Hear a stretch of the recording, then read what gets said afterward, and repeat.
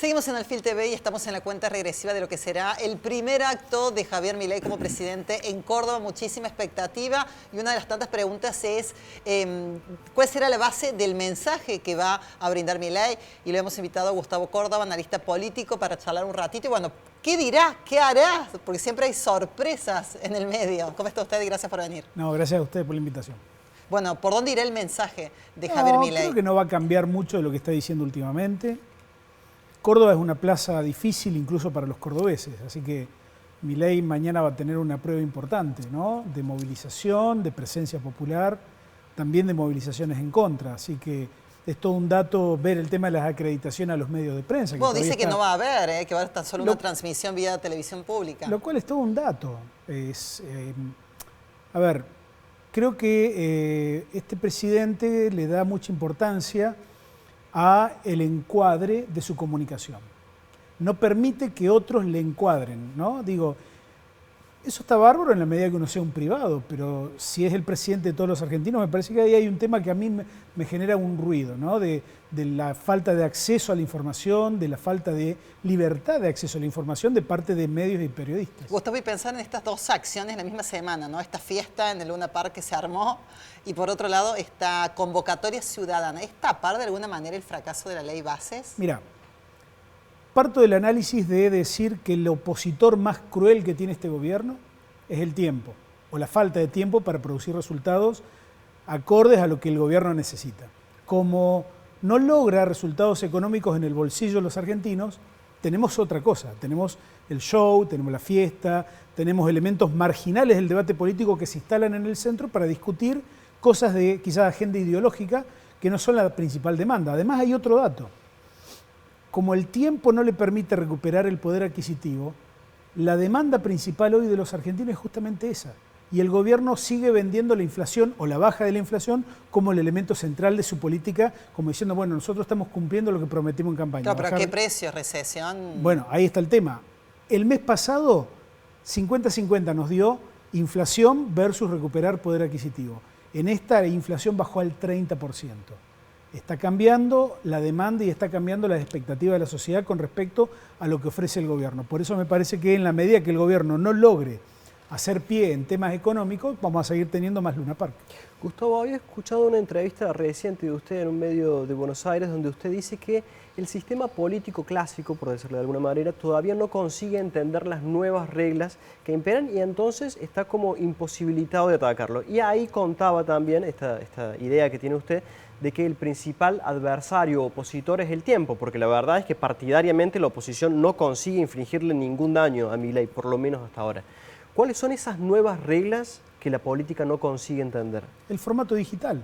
Digo, me parece que la política tradicional no entendió nunca por dónde entró Milei. Todavía hoy la política tradicional no encuentra herramientas para enfrentar a Milei. Y creo que el formato digital está todo ahí, porque hay como una especie de corte entre los menores de 35 años con los que son mayores o somos mayores de 35. El menor de 35 años es formato vertical. Todo, absolutamente todo lo que consume lo hace a través de esto. Los mayores de 50 ven exclusivamente televisión. A veces incursionamos en el celular. El formato a partir del cual el menor de 35 años aprende o sabe o conoce lo que pasa afuera es a través de ese formato. Y Milei colonizó ese formato. Lo cual no significa que sea bueno, ¿no? Porque sí. El formato de falta de empatía, de crueldad, de ataque, por ejemplo, las herramientas digitales que tiene el gobierno de Milei las utiliza para la persecución política. No las usa para generar un mensaje de apoyo positivo al gobierno, ¿no? Las utilizan para la persecución al que no piensa igual que ellos. ¿Cuáles son esos recursos técnicos que aplica la Libertad Avanza en su estrategia comunicacional y qué costo tienen? Para entender una parte técnica de la que poco se habla a veces. Bueno, sin dudas que cuando pase este gobierno vamos a tener la posibilidad de enterarnos quién paga la parafernalia de herramientas digitales que tiene y usa este gobierno, quién paga los sueldos, porque esa es toda una gran cuestión.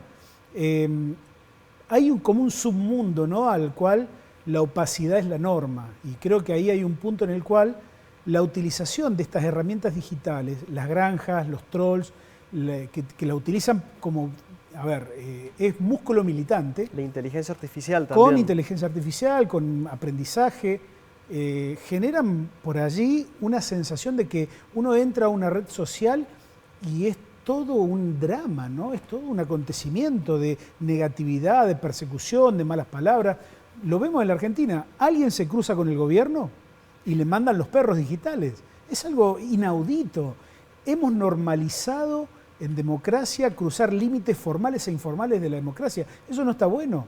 No está bueno porque de alguna manera sientan un precedente de que vale todo y en una democracia no vale todo. Gustavo, pienso en lo que puede llegar a ocurrir mañana, la imagen, la fotografía política que puede dejar el acto de Milei, con un gobernador Martín Yarlora con su presencia institucional, no sé si estará muy cómodo con esa presencia, con ese rol. Por otro lado, un Luis Juez que tiene buena relación con Milei, por otro lado, los libertarios. ¿Juez puede capitalizar el acto de mañana? No, Juez creo que es la primera vez que tiene en Milei una figura política que lo neutraliza. Digo, Juez necesita estar cerca a Milei. Ahora, lo que hay que preguntarse es quién gana más. ¿Gana Milei con Juez o gana Juez con Milei? En Córdoba, por ejemplo. Yo creo que Milei no gana demasiado con Juez. Creo que Milei ya tiene votos que no dependen de Juez, por lo tanto, pegarse a él... ¿Y Juez lo necesita a Milei? Obvio. Imaginemos un escenario en el cual el ego de Juez, el ego político, le impida ser candidato número 4 en la boleta de Milei, de la Libertad Avanza. Porque yo no creo que Juez admita ser quinto, o segundo, o tercero. Entonces Juez va a tener que competir por su propia cuenta, ¿no? en el escenario electoral del año próximo. No va a ser un escenario fácil, porque Milei, si hoy hacemos un corte, sacaría en Córdoba cerca de 45 puntos, solo, con candidatos de él. Gustavo, en ese marco, con esa performance, está bien que falta mucho para la elección, pero ¿qué escenario ve en el 2025? Mirá, desde que nosotros advertíamos a la política que había tercios electorales, allá por mayo del 2022, llegamos prácticamente al escenario de primera vuelta en tercios. Digo, era previsible el escenario hasta ahí. A partir de la victoria de Milei de segunda vuelta, esos tercios desaparecieron, ya no existen más. La representación política en la Argentina está mutando y a una velocidad inusitada. Todo lo que era ya no es. Lo que sí podemos ver y advertir que se están conformando dos nuevos polos. Uno, el mileísmo, que es Javier Milei y sus aliados. Y enfrente hay un antimileísmo que tiene como característica ser inorgánico, hiperfragmentado, sin liderazgos todavía creíbles o reconocidos. ¿Quién capitaliza algo de todo eso? Hoy nadie. Nadie. Pero no quiere decir que más adelante sí. Por ejemplo, figuras, te diría el gobernador de Entre Ríos, Frigerio, el gobernador de Santa Fe, Puyaro. Maximiliano Puyaro, el gobernador de Córdoba. ¿Ha cambiado la postura Yarlora con respecto a ese posicionamiento opositor? Yo creo que está... Del comienzo ahora. Sí. ¿Se va a sostener eso? Depende del contexto. Pero, por ejemplo, sumémoslo también a Leandro Santoro, sumémoslo a Kicillof. Es decir, fíjense, son todas figuras jóvenes que hablan de un recambio de la política. Quizás la elección del año que viene no sea todavía el tiempo de mostrar una renovación, pero sin dudas para el 27 puede darse. Gustavo, volviendo a hablar del tema del tiempo, hemos visto en el Congreso, hasta ahora el gobierno no consigue sancionar la ley base, su primera gran iniciativa legislativa. Hasta el momento lo que ha hecho es tratar de rentabilizar sus fracasos diciendo que de tal manera consigue exponer a la casta. ¿Durante cuánto tiempo puede sacarle esa ganancia a una derrota y cuándo el tiempo va a empezar a exigirle una victoria real política? Nadie puede saberlo. Sí, déjame decirte que Milei ha aprovechado un contexto, un clima de opinión imperante, casi un clima de época, diríamos, de una sensación antiestatal, muy fuerte, antipúblico, ¿no? Anti lo público. Milei ha transformado ese clima y lo ha transformado en acción política. Ese es el margen de maniobra que Milei tiene. Es decir, la gente ha comprado, después de 2 gobiernos que no estuvieron a la altura de las expectativas económicas de la sociedad argentina, ha comprado la tesis de que lo estatal es malo. ¿Pero qué es lo malo? Porque ahí hay un punto, me parece, un error de lectura de parte del gobierno Milei. Milei va por el desguace del Estado, Milei va por el desfondeo total y definitivo de lo público. Mientras que creo que la sociedad argentina estaba enojada con los que condujeron el Estado, es decir, con el macrismo y con el kirchnerismo. Ahí hay un punto, me parece que si Milei sigue en esta tesitura, bueno, la marcha universitaria fue un claro reflejo de un límite simbólico que la sociedad le puso a Milei, ¿no? Le dijo, la educación pública no es un bien ajustable. El comportamiento de los mercados hoy puede ser también visto como una especie de límite. Digo, creo que el gobierno Milei, si no empieza a leer de otra manera, digo, y va con el plan todo o nada, con el desguace total del Estado, y va a tener problemas de gobernabilidad concretos, ¿no? Gustavo, ¿cómo se percibe esta evolución, este cambio del gobernador Martín Yarlora al inicio del debate de la ley bases y ahora? Es decir, muy crítico, sumamente opositor y ahora, habiendo obtenido ciertos cambios, con otra postura, con otro acercamiento. ¿Eso se valora en Córdoba? ¿Cómo se ve? ¿Cómo se mira? Hay un punto de reconocimiento, primero porque no hay que olvidar que Córdoba fue el distrito donde más votos sacó Milei, ¿no? A nivel nacional en la segunda vuelta. 74% creo. Eso no es un dato menor, por lo tanto, el pragmatismo que el cordobés promedio siempre ve con buenos ojos, bueno, me parece que es allí, en esa huella pragmática donde se ha instalado inteligentemente Yarlora.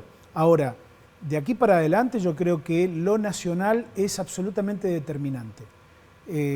Para el futuro de Milei, para el futuro de Yarlora, creo que el gobierno de Milei tiene que entender que necesita a los gobernadores.